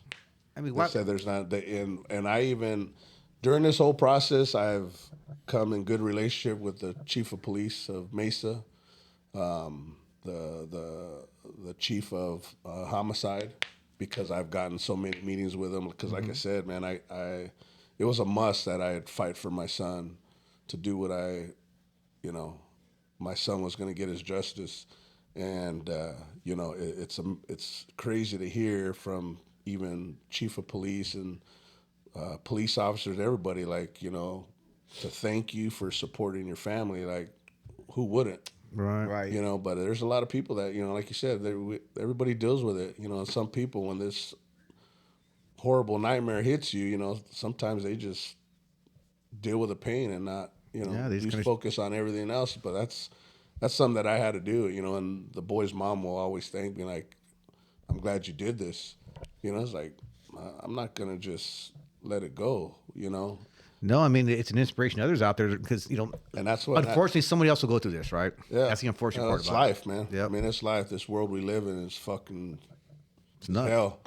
To me, I look at it now, man. People are afraid to go to hell. You're fucking living it. There's so many fucking hateful people out there you would not believe, bro. Oh, Yeah. My boys could tell me, I'm a big guy, my appearance, but if you meet me, I'm cool as fuck. Yeah. Yep. I'm not gonna shake your hand and tell everybody in the bar good morning and shit, but you come up to me, we'll talk, and but my boys will tell me we'll be going at a bar having a drink, probably not even first sip, there's somebody tugging on me or fucking even grabbing my beard, or just pushing your buttons. Man. Yeah.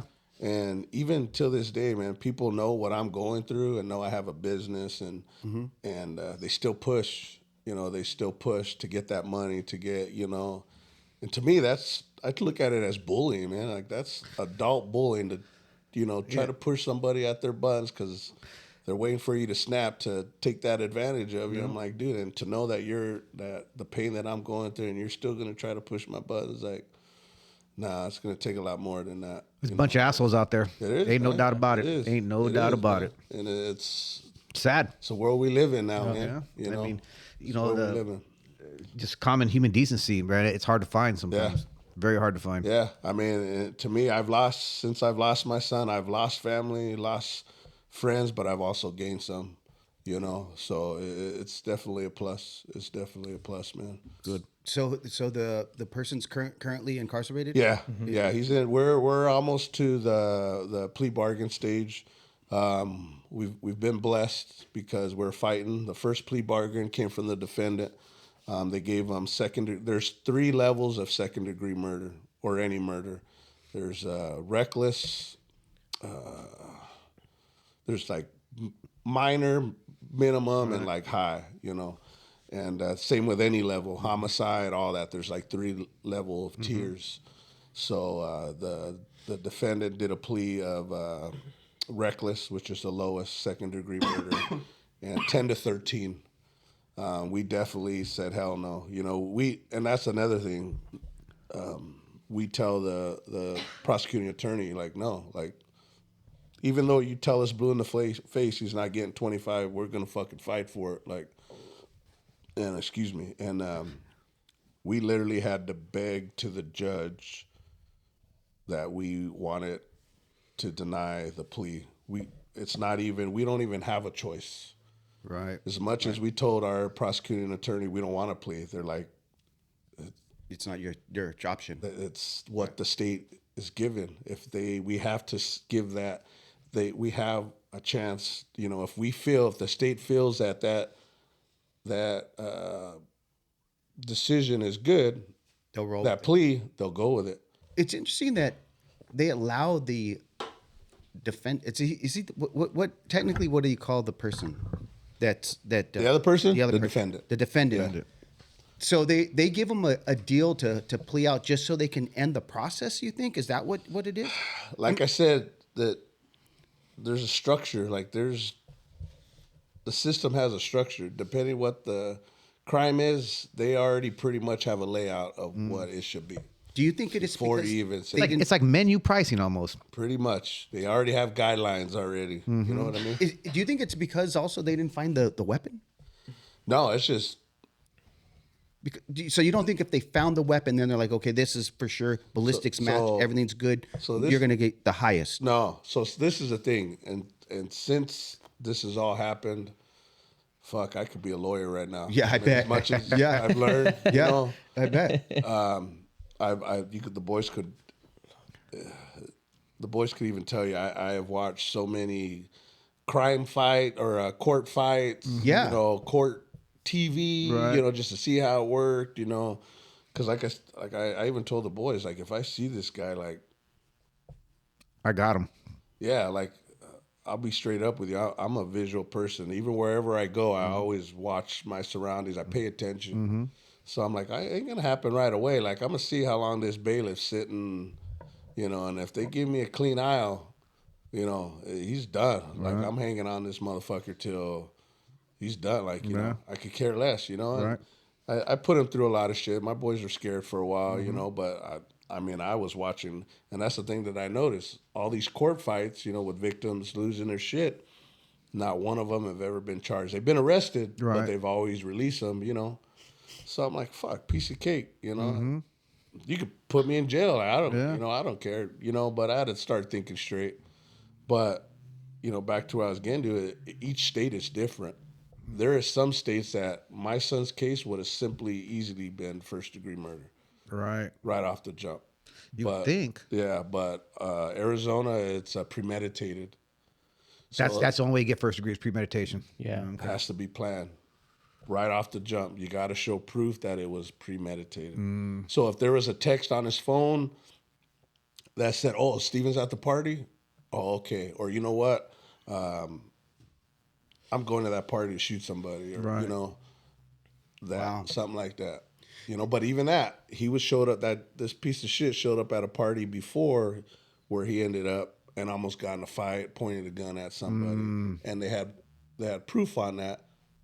To me, that's still you go into another party already heated, thinking you're Superman. You know, I mean, I look at it. I try to look at it the best as possible. You know, my son is gone, but I honestly feel what I read in evidence and everything. My son saved everybody else's life because he was bound to shoot somebody at one time. You know what I mean? Yeah. And I hate to think that, but I try to use it to help me.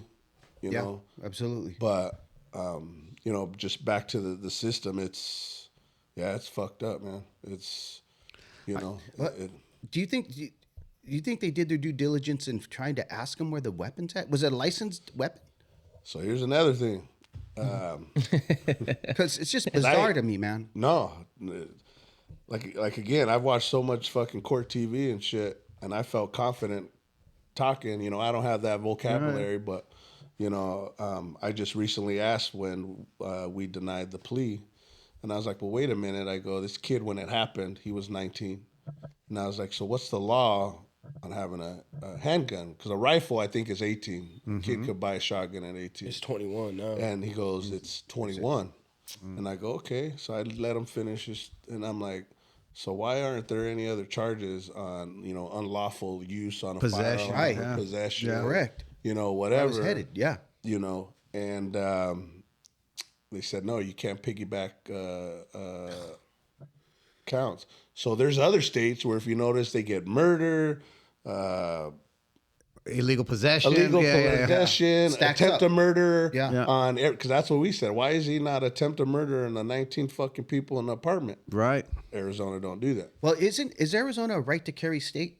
I think so. Right? I think so. But licensed. I mean, but legitimately, You don't, right? you don't even. I don't think you can have a you concealed thing you now. don't even need a license. Yeah, You you gotta don't have need a it license. You don't registered. need a CCW. A register. Yeah. Because my thought is, There's no concealed law. if I have an Right. illegal weapon and I leave my house to go to a party, couldn't you spin that to some a good person? But here's the thing, that's though. intent, right? So Or here's the thing: he premeditated. He still shouldn't have had a firearm, Right. regardless. But there's nothing they could do about it. Got it. Wow. They won't stack That's what them. he did. And so you guys have the option to deny the plea. Like No, we we want to. You don't. So the victim does not have any choice, but they do have the right to plead to the judge To contest it? to give a reason why you don't want it. Okay. It's still in the state's hands. So pretty much in our situation, once I lost my son, now he's in the state's hands. And Family has nothing to do with it. And that's where you're at now? That's where we're at now. So, you know, we were able to deny it. Me and the boy's mom, you know, pleaded to the judge, you know, no, like this dude's a piece of shit, you know, and we let it out, you know, pleaded to the judge, begged the judge, you know, this guy's a piece of shit, you know, and that's another thing. I had to bite my tongue because this guy is only 6 feet from me. Oh. As the fucking bailiff is sitting down 6 feet away from him, which this dude was built like Humpty Dumpty the best. So I'm like, this dude's gonna take him 10 minutes just to get off the fucking chair. By the time he Like, drops his donut. I was already like planning, like Yeah. even before I went up there, you know, the boys gave me that look like, no, Dad, you know, so I had to go, you know, and say my thing, you know, and I told him like that guy's a fucking piece of shit. Like he knows what he did, you know, he knows, you know, and finally they denied it. Good. But then we realized now the state of Arizona gives you a counter.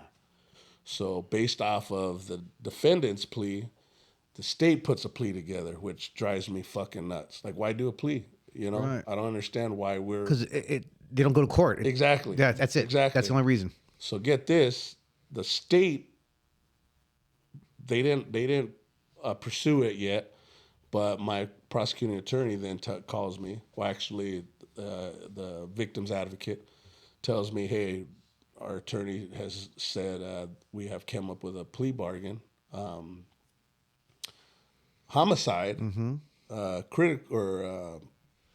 whatever the highest homicide is, but went from second degree murder to homicide, but then went from 10 to 13 to 10 to 16." And I'm like, 3 fucking years difference? And drop it at homicide? Yeah. Like, whose fucking side are you on? Like, are you Yeah, fucking because when they bullshit? drop it, I think that makes it more possible for early release, right? Yeah, yeah. So I called the attorney right up. He goes, "No, that's not what I told her. I told her, like, hey, we found some stuff. This is what we're looking at, but we found some stuff. We can't tell you yet until it falls through." So I waited, and this is what I was telling you earlier about the news. About 5 days later, the news starts hitting me up. Hey, like, we can't find the counter fee, you know, the plea, but we noticed more charges are on this piece of shit. And I'm like, what? Like, you know, they're like, yeah, we're still trying to find out. I'm like, how the fuck do you guys know and I don't know? Like, and then I have other advocates call me, hey, he got some more charges on. I'm like, you know, so it turned out we were blessed, man, that it was finally shown. You know, to me, I've learned your true colors fucking show. During the second time he got arrested, they looked, you know, at the evidence through his phone, and they put 10 counts of sexual exploitation on a minor from the ages of 13 to 15. So now that got added on top of it. They'll stack that. So they don't stack it. So now you got 2 cases. Okay. So now you got 2 cases. So we just recently went to, it's such a long process. Every 90 days we go to, it's called a conference. So it's like pretty much the judge is saying, you guys ready? Where are you guys at? It's almost like a 15-minute court. Right. But that piece of shit still shows up, you know. And we went to this one, and now he has another defense attorney. So now you have a defense attorney for second-degree murder, and now you have a defense attorney for the new shit. But yeah, he's done. He's Good. You're looking at each charge or each girl, 10 of them is anywhere from 10 to 20 years. Everyone. Everyone. Good. Hope he gets them all. Everyone. Hope he gets them all. So yeah. So you know what? It was, and that's all we tried doing was pleading to the state like, this dude is not your normal kid. Yeah. You know, playing with a gun or Right. you know, that would be a little easier to swallow. You know, accidents happen. I'm still dealing with my pain, but you're a fucking you know, and I've learned, like, and it even shows me even more, like, to me, I don't really believe in bad kids. It's fucking bad parents. Yeah. Because that day we pleaded to the judge, this guy has never spoke, never apologized. Every time he walks in, he looks right at me and smiles, like a little crack of the grin, you know, and I give him that look, like I just shake my head, like, all right, motherfucker, like, you know, it's coming. It's coming. Yeah, and this last time they finally asked that piece of shit, do you have anything to say? Like, what you say, the judge even told him, through all of this and now, you know, what's going on, you have a right to speak. If you feel you're being mistreated, whatever, or you want to know something, like, it's not usually, like, the recordings are off. Yeah. Off record. Let me know how you feel. Said nothing. Really? Said nope. And then the judge even asked the family. Family said nope.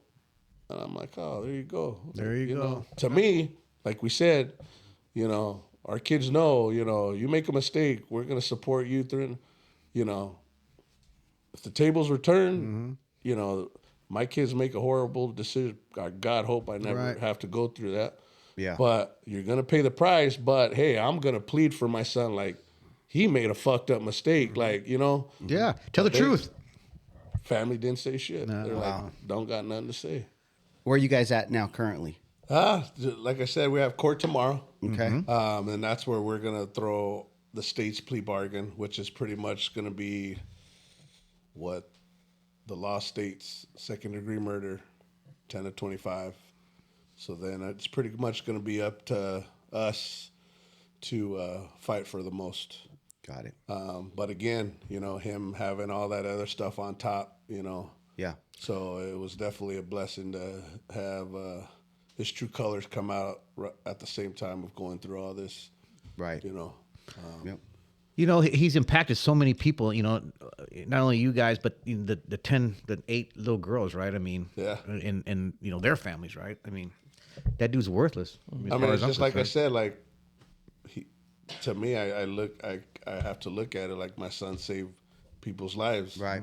These 10 young women, you know, if this shit would have never happened, it'd be 2040, you know, right now, you know, so I don't know, man. It helps me, you know, it helps me to deal with it. You know, I miss my son every fucking day, but it's just more and more. You know, I tell my son every day before I go to sleep, when I open my eyes tomorrow, give me more strength, Meal, you know, and it happens, you know, it happens, you know. You know, I want to bring up something Michael brought up, a good point, you know, about, you know, what do you say to someone, you know, in your guys' situation, right? Because people, you know, they want to pay their condolences, but inadvertently sometimes they just say the wrong thing.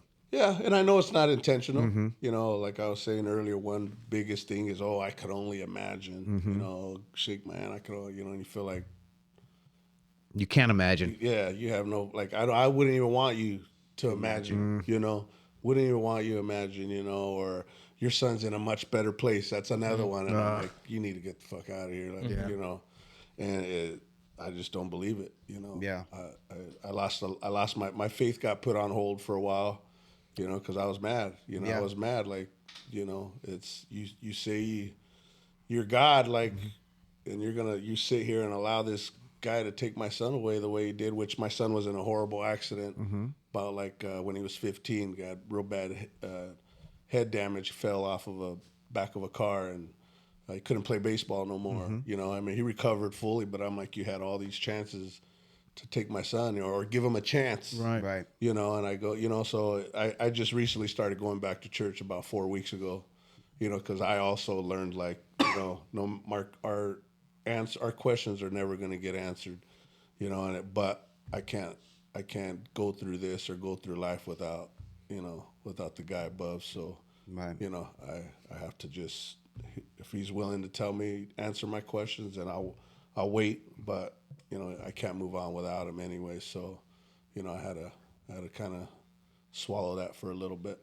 Right. But the best thing I honestly feel is just, hey, I'm sorry. Right. My condolences. Yep. Or, you know, or not say nothing, Right. shake my hand. To me, that's one reason, one situation where silence is good. Nice. Good. I mean, that's good to know because I think a lot of people, like you say, it's inadvertent. They're not trying to do anything. Yeah, I know it's not intentional. Yeah, But it hits a nerve, right? yeah, Yeah.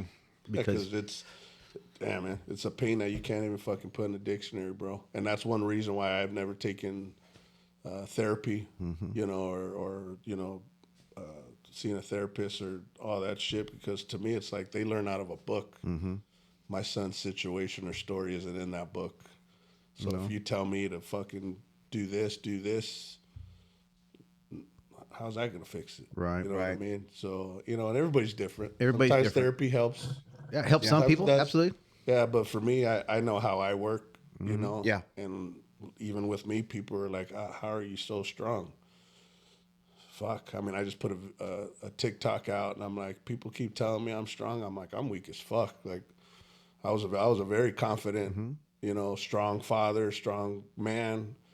I'm weak as shit. I don't know how I'm still standing right now, but I'm glad people see it that way. Right. Yeah. But it's like, no, it changes the whole man you are. It takes your fucking manhood away. Like, you know what I mean?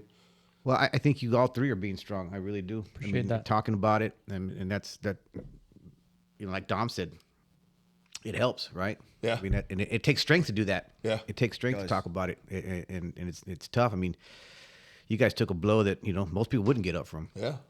And that's why we're here. I mean, that's why I had to start my son's foundation, because it's fucking reality. Let's talk about your son's foundation. Yeah. What just elaborate on it. Yeah. So what it is it's just bringing awareness to the world. That's eventually what I want to get to, is across the world, because this whole world's fucked up. Mm-hmm. And it's just letting the world know, like, prepare yourself.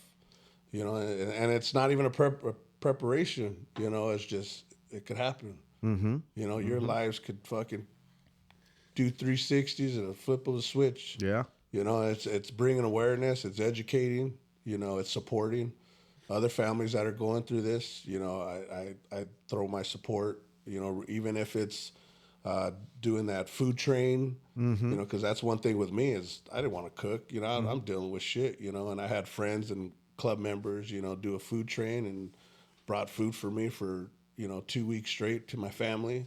And that helped out a lot too, because we ain't worried about fucking eating. Right. So it's like whatever, the support. And it also where myself personally is bringing these young kids back to reality. Redirecting them. If these families are single parents, hey, my kid's out of line. And I've already done a few handfuls. And for me, I don't know, I've always been good with kids, man. Okay. Coaching, I've ran into parents. Oh, my kid has ADD, and I'm gonna make his ass run. He's gonna listen when he can't breathe. When he's tired.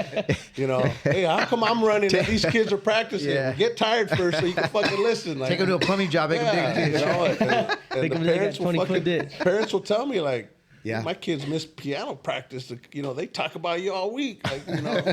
So, I've always been good with kids. And so it's like, you know what? If I can help a kid out, and I've helped out a few. Good. Even when they're on the bad side. So, I help out the good. Even my oldest, he's kind of like me. He's able to talk about it. So he helps the brothers and sisters, the kids. How do I deal with my brother being gone? How so Yeah. they won't really they'll kind of listen to me, but they want like a brother aspect, a sister. Yeah. Someone's in their safe spot. He's willing to reach out Good. to siblings, siblings using a sibling kind of deal, Right. And I hope my middle son could do it as well. But like I said, this is the first time he's ever done an interview, so it's just helping out any way we can, because everybody handles it different. Right. And how does somebody find the foundation? Online, it's SBJ Foundation, Facebook, Instagram, my personal number. Okay. I like even the boys' mom, like, you're giving out your I don't care. Like, it is what it is. Like, I want to be there for that person, because there's not a time of a day when this shit happens. Right. And I know what I went through. I would literally sat there like, what do I do? Right. Who do I call? And there's people that have called me like, this has happened. I've lost my kid. What, I don't know what to do. and I lead them in the right direction. They're like, oh my gosh, you know, I never thought about it, you know. And That's cool. People don't realize, man, it's a life changing situation, you know, that I would never want my worst enemy to deal with. And when is the softball tournament? It's every year. We usually do it about October, November every year, but we put it out all on the social media. Okay, we'll have to keep an eye out. Timmy, Yeah. please, I play softball. We're going to try to do other things too. Right on. Other things as well. Well, you guys always have a platform here. Yeah. Come Appreciate it. come promote. Yeah. You know, Thank you. talk about anything that's coming up that you want to do, and even if you want to send us flyers or any kind of information, you know, DM us or send them, and we'll post them on our platforms as well. Oh yeah. I have one other question because I noticed here, the red bracelets. Is there any significance between you guys with the two red blades? It's just the foundation, bro. We just got the name just in the wristband. So Yeah. we can always Okay. have it on and shit. Whether if we don't have a shirt, we always got it on us. Nice. Yeah, my son's favorite color was red. Okay. Okay. Yeah, his favorite. He always loved roses, shirts with roses on it. Nice. So that's why the color is red. Okay. Okay. Right on. but yeah. Yeah, I noticed that. Nice. Yeah. All right. Well, we appreciate you guys coming on. I think we have a couple of typically we do some rapid questions, just first thing that comes to Perfect. mind. Yeah. No, that'll Ask work. you guys, and Whatever. truly appreciate it, and our condolences to you guys. Hey, again, appreciate and that. We really appreciate you guys coming on. Yeah. Thanks for having me. Yeah, Thanks for having absolutely. us. Thank man. you. Appreciate Thank it. you. Yeah. Thank you guys. You got any questions? You asking who? Well, I'm waiting for Jeff. Where's Jeff? Oh, he's not here. Not here. I'm right here, but I'm the guest this time. Jeff, you asked the question. You got any rapid questions? What's your favorite genre of music? My favorite genre of music? Hip hop. It'd have to be hip hop for me. Yeah. Rock and roll. So just so you know, my son's favorite music till this day, and I'll send you the video, is I've raised all my kids on 80s, 90s hip hop, R&B. Hell yeah. Yeah. They're all there. They love oldies and everything. But Nice. his favorite song, and I'll send it to you, is "No Vaseline" by Ice Cube. Hell yeah. Sing it word for word, bro. And that's when I really awesome. love music. Anytime it cuss, he'd like phase out the word, wouldn't say it. But I'll send you guys a video, man. Okay, for sure, for sure. And we heard Dom does a little rapping. He does. Yeah. Sometimes, bro. He hates When he I'm in hates the mood. Yeah, he hates paying $100 to go down a hill 3 times. Right? When I'm on the mood. Yeah. I got a quick question. Let's give it to Mark. Flats or was it flats or drumsticks Drumstick. Yeah. on your wings? 100% Flats, huh? How about Flats. I say fucking boneless. You get more meat that way. a lot of people don't go And then I boneless. don't gotta pick in my fucking cheese. I think you were the Like, how do first I people get- that they went boneless. How do I get There's that a- fucking piece? I don't got patience for There's that a trick shit. for that though. So on the flats, the reason why I say this same way, it's like kind of 2 in 1, but you got to try for it. You get like the piece that has that, like the long, I guess the piece where there's the more bone on, Yeah. and you just kind of push it down, and all the that chicken goes or the meat goes on the whole bottom. fucking Just- meat on the Come on, there you go. Okay, churches or KFC? Churches. Churches. Hell yeah. Church's 30, fries. 30 Thomas. So, being from the east side over there, Mesa, Gilbert area, right? You guys are from? Mesa, Gilbert. What's a good local spot to Lucky eat at? Lou's.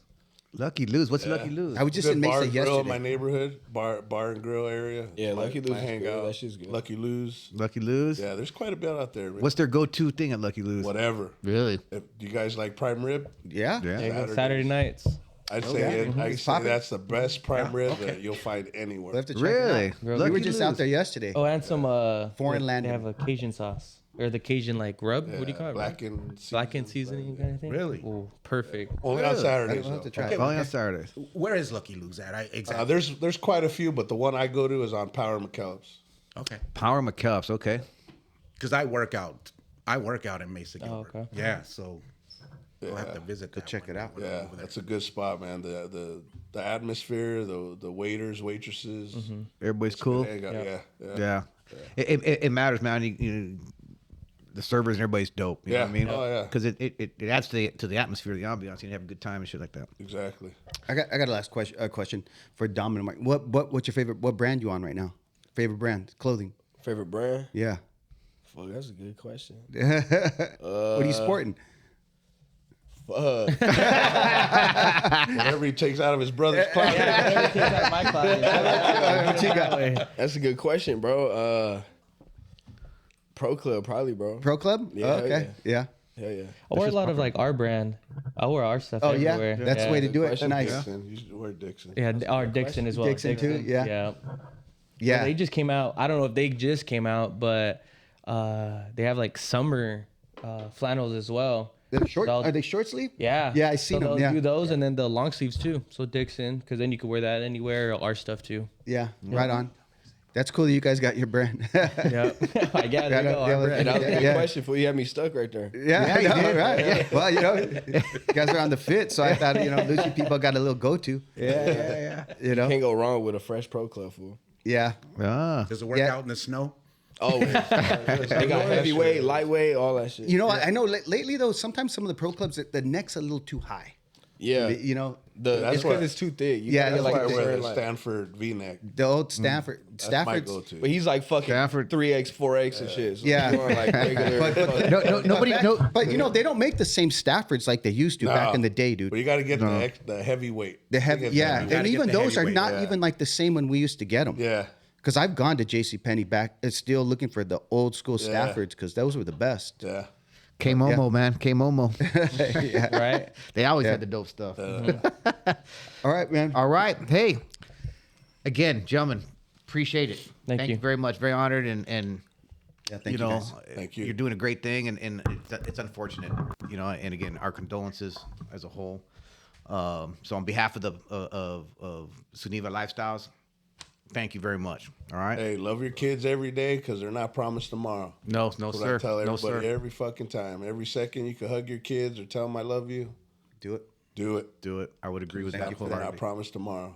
Thank you All for right. that. George, Me? you're up, buddy. Hey, hey man, thanks, man. I have to really give you a big shout out, man. You built a great foundation, it looks like, with your boys here, man. My condolences to you for what happened. Yeah. But I see it in your boys, what you created, and I gotta say it's amazing. Appreciate it. You've done a great job. Appreciate it. Yeah. And that's not just me. They have a great mother. And, Shout out to her Right, too. and- right. Yep. And we were blessed that even though we've been divorced for over 10 years, we still became a family. We were still family. We still supported each other as well. So I'm blessed. Good. Nice. I'm blessed. And I much appreciate for coming here and telling us your story. You probably told it 100 times, but I'm glad you're sharing it with our audience Oh, definitely. and letting everybody know. There's foundations like yours that'll help them out Yes. if something happens. And again, yeah, great, man, great. Like I said, I didn't mean to throw a monkey wrench on you guys. No, you're not. No, man. I know it's all This was- funny. no, man. But this was great. It definitely needs to open people's eyes, man, and throw it in the back burner. That this world we live in is a fucked up place, man. It's tough, but it's great to have people like you to help us out. Appreciate it. Yeah. Hey, Mark, man, thanks. Appreciate it. Thank you. Hey, Thank you man, for having thanks. us. Thank you guys. Go bro. Again. Thank Yeah. you, Dom. I want to say, Dom, we're very honored that you chose our yeah. platform. Nah, to I come appreciate on you guys, bro. And talk. It helps. Talk. It helps. I don't like to talk about the shit, but to get like this, it's cool, bro. Thank you. Yeah. Tell my story and shit. It's cool. So. Right on. Right on. Thank you, man. Yeah. So, hey, thanks, studio audience. Thank you. Thank you. Our engineers, thanks. Timmy, Right on. Michael. Thank you.